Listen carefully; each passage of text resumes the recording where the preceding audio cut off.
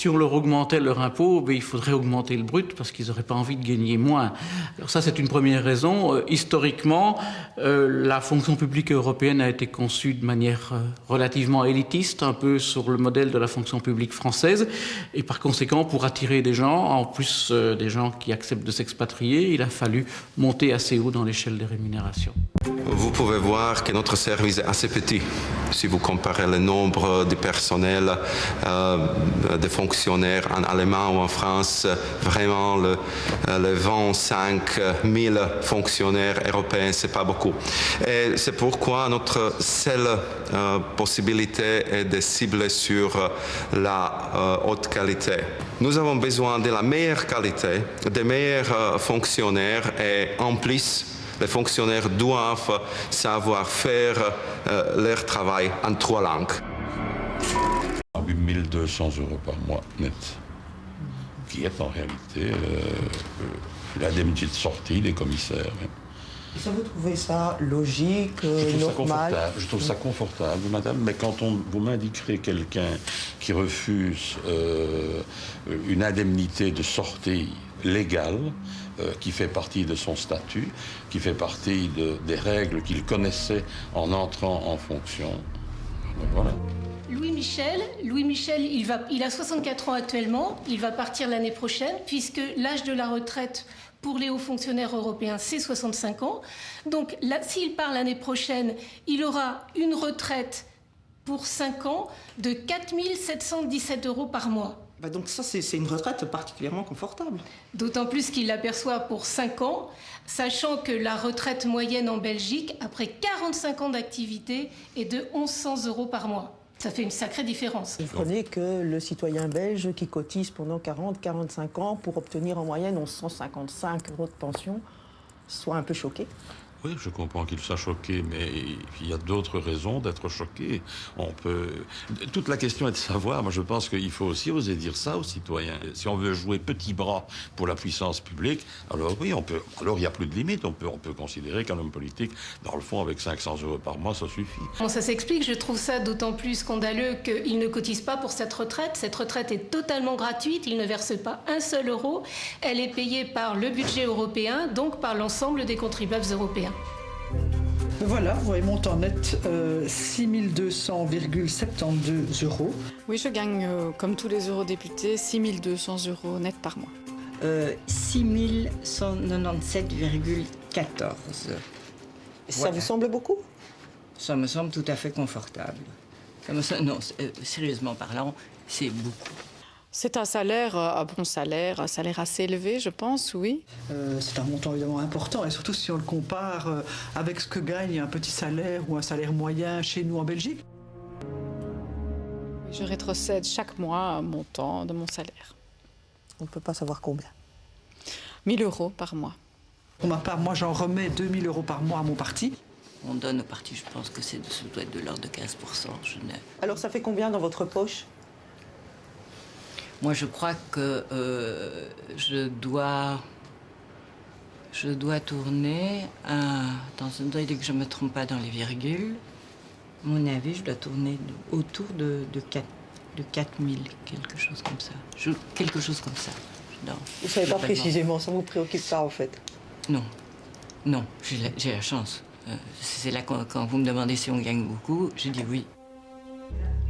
Ça a été pensé pour leur permettre les indemnités de logement, de déplacement liés à leur présence à Bruxelles.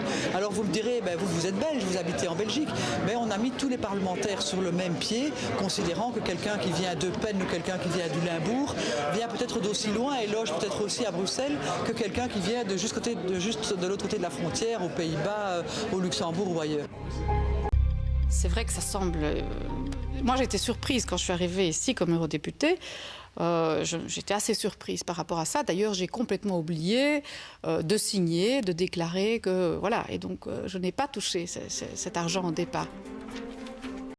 Et qu'est-ce que vous payez concrètement avec ces 4 300 €? Vous savez nous dire? Ici, dans ce bureau On paye des téléphones, on paye des restaurants, parce qu'on est tous les jours en train de dîner avec des gens. Qu'est-ce qu'on paye encore? On paye des On paye la presse, on paye tous les documents d'information, quelques petits dossiers de papeterie qui existent sur le bureau. Cet argent-là, il est à disposition pour s'investir, pour travailler sur le site Internet, pour améliorer son site Internet personnel, pour faire des flyers explicatifs, didactiques sur l'Europe, pour aussi la conférence.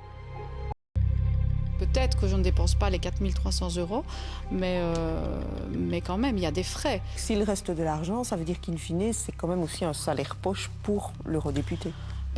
On n'est pas censé le rendre nécessairement, voilà. Ça, c'est le règlement tel qu'il a été conçu. Mais le salaire, c'est bien 6 200 € et les frais de fonctionnement, c'est 4 300. Le parlementaire européen, si on compte tout et qu'on rapporte ça à un salaire net en quelque sorte, on arrive à peu près à 13 000 € par mois. Si on prend la même opération pour un parlementaire belge, qu'il soit wallon, flamand ou parlementaire fédéral, on arrive à 5 600 €. Donc c'est à peu près du simple au double. C'est un salaire aussi qui correspond à un travail en milieu multiculturel qui est un peu différent, je ne dis pas que c'est plus ou c'est moins, qui est différent du travail d'un parlementaire belge ou régional, dans la mesure où il implique aussi de travailler dans un milieu beaucoup plus complexe. Mais je crois qu'en termes de charges législatives, oui, c'est tout à fait différent, puisqu'on sait très bien que 70 à 80% des décisions qui sont prises au niveau belge sont d'abord des décisions prises au niveau européen, qui sont après transposées au niveau belge. Donc oui, je pense qu'en termes de charges législatives, c'est différent.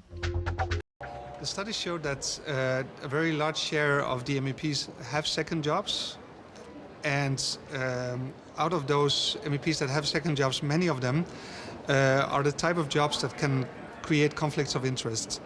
So the study concludes that 1 out of 7 MEPs has a side job, a second job, that has a very high risk of conflicts of interest. Jean-Luc Dehaene's membership of the board of Dexia and the role that he has in the bank, representing the bank, really does create conflicts of interest. Why? Mr. Dehaene is has voted on a very large number of pieces of legislation affecting the banking sector, over 70 votes in the last 2 years only. And when he votes on these pieces of important legislation for re-regulating the banking sector, it is very hard to imagine that he is not somehow voting in line with the interest of Dexia. Monsieur Dehaene, vous êtes président de Dexia et ici, en tant que parlementaire européen, vous votez des règles pour les banques de Dexia. Vous trouvez ça normal? Je fais mon job des deux côtés. Il n'y a pas de conflit d'intérêt pour vous? Certains pensent que si. Qui pense? I think the European Parliament has become a very powerful institution taking very important decisions. It is a different parliament today than it was in the 70s, and it ought to be a full-time job.